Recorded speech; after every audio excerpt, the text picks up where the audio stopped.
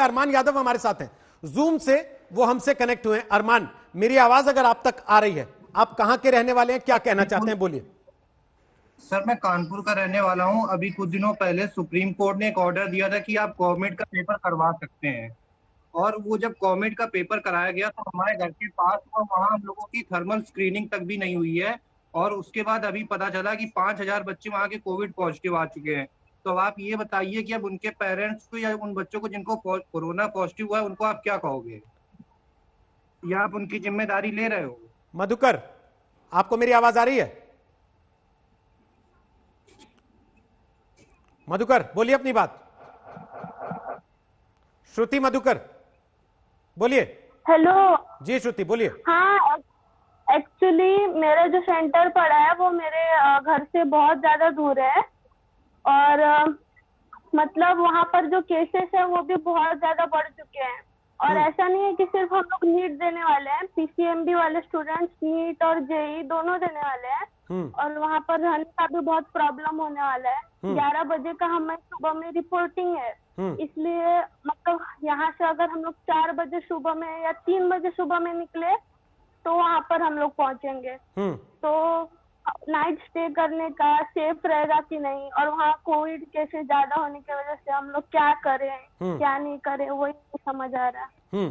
रात में 3 बजे निकलेंगे तब जाके सुबह 11 बजे इम्तिहान दे पाएंगे, ये श्रुति मधुकर कह रही हैं। और साथ में अरमान को भी आपने सुना, हमारे घर के पास में पहला जो टेस्ट हुआ वहां वो बता रहे हैं कि कोई थर्मल स्क्रीनिंग, कोई सैनिटाइजेशन की व्यवस्था नहीं थी। अंकित, मेरी आवाज अगर आप तक आ रही है, अंकित सुन पा रहे मुझे, तो बताइए आप कहां रहते हैं, क्या बोलना चाहते हैं?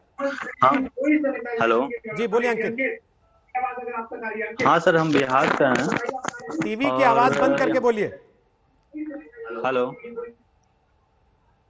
हाँ सर, हम बिहार से हैं, और ये बिहार मेरा सेंटर जो है 420 किलोमीटर यहाँ से मेरा घर से पड़ रहा है जी, और ना ही यहाँ से ट्रेन चल रहा है ना ही यहाँ से ये बसेस चल रही है। तो हम सब जाएं कहाँ से? और अगर वहाँ कोरोना पॉजिटिव अगर हम सब होते हैं तो फिर हम सब के लिए तो मेदांता और ये नानावती हॉस्पिटल नहीं ना खुला हुआ है।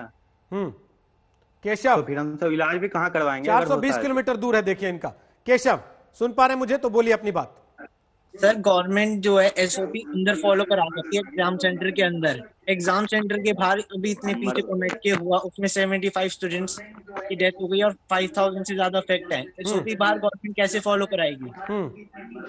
आप बताइए सुधांशु जी, ये बच्चे हैं जिनको एग्जाम देना है, जिनको सही मायने में उस दरिया में उतरना है आग के, इनको कैसे समझाइएगा? देखिए, हम तो सिंपल बात कह रहे हैं, यदि आप बच्चे तैयार हैं कि सेशन 0 कर दिया जाए, अन्यथा जैसे अभी कहा गया, क्या 3 महीने पहले बिहार में इतनी स्थिति खराब थी कितनी आज? तो क्या वैज्ञानिक आधार है कि 2 महीने बाद स्थिति ठीक हो जाएगी? या वैक्सीन आ गई होती तो बात, वैक्सीन आ गई है, अब सारी चीजें 1-1.5-2 महीने में नॉर्मलाइज हो जाएंगी, इसको शिफ्ट कर दीजिए। यदि वैक्सीन नहीं आई, आपने WHO का पढ़ा है ना, 2 साल तक भी स्थिति खराब रह सकती है, 2 साल भी बोला है भाई।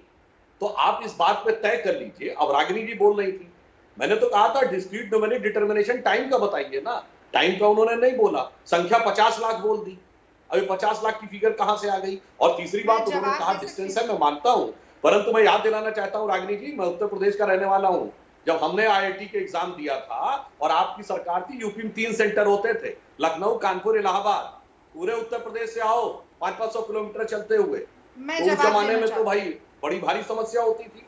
पूरे राज्यों में एक सेंटर होता था।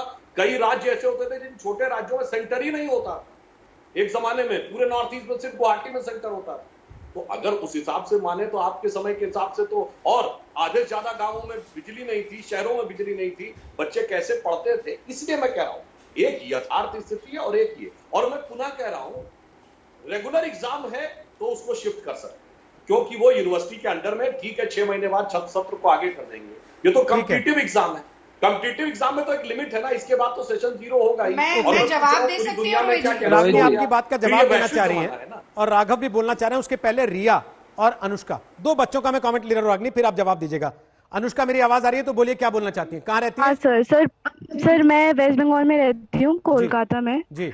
सर मैं बोलना चाहती हूँ, अगर वो अपने समय का बात करें तो उनके समय में कंपटीशन भी इतनी नहीं होती थी, बच्चे भी इतने नहीं बैठते थे, तो कम सेंटर होने से भी चल जाता था। आज के ज़माने में जितने बच्चे एग्जाम देने बैठते हैं, अगर उतने बैठ रहे हैं, आप पर सेंटर 400 बच्चे रख रहे हो, और 400 के साथ कम से कम मेरे मम्मी पापा तो दोनों जाते हैं, मम्मी अकेले नहीं जाती, पापा भी मेरे को अकेले नहीं छोड़ते, दोनों साथ में जाते हैं, एंड मैक्सिमम पेरेंट्स साथ में ही जाते हैं। और उसके बाद मेरे को पर्सनली सर, मेरे को एक ऑटो इम्यून डिजीज है, तो मेरी इम्यूनिटी तो बहुत ही कम है। मैं ग्लव्स पहन के, हमने देखा है JUCT में जो एग्जाम दे के आए हैं, उनके हाथों की हालत क्या हो जाती है, पूरा पसीना से भर जाते हैं, हाथ से ग्लव्स स्लिप होने लगते हैं। हम लोग को 180 क्वेश्चन 180 मिनट में सॉल्व करने होते हैं, फिजिक्स केमिस्ट्री का पूरा मैथमेटिक्स सॉल्व करना होता है। अगर वो बोल रहे हैं कि मास्क पहन के, ग्लव्स पहन के हम लोग को इतना कुछ सॉल्व कर, मेंटल स्टेबिलिटी तो नहीं रहता ना सर। ठीक, हम लोग क्या चीज पे ध्यान दें, एग्जाम के पेपर पे ध्यान दें, या इस पे ध्यान दें कि ये टच नहीं होना चाहिए, वो टच नहीं होना चाहिए। ठीक, रिया सचदेवा बोलिए अपनी बात। हाँ जी, तो मैं ये बोलना चाहती हूँ सर कि नीट को पोस्टपोन करा जाए, क्योंकि अभी आपको पता है कोरोना के केस बहुत ज्यादा ही बढ़ रहे हैं, और हमें नीट पोस्टपोन करना चाहिए, क्योंकि बहुत ज्यादा परेशानी हो रही है सर जाने में भी, और वहां पे ग्लव्स पहन के दिखना तो जैसे कि हो ही नहीं पाएगा, क्योंकि ग्लव 1 मिनट में एक क्वेश्चन सॉल्व करना होता है। आप कैसे ग्लव्स पहन के उम्मीद रख सकते हैं कि हम सर मैं एक बात और बोलना चाहती हूँ कि अगर हम लोग ग्लव्स पहन के अगर ये एक्सपेक्ट करते हैं कि उस प्रेशर में सब कुछ कर पाए, तो फिर ये लोग क्यों नहीं अपने पार्लियामेंट को खोलते हैं।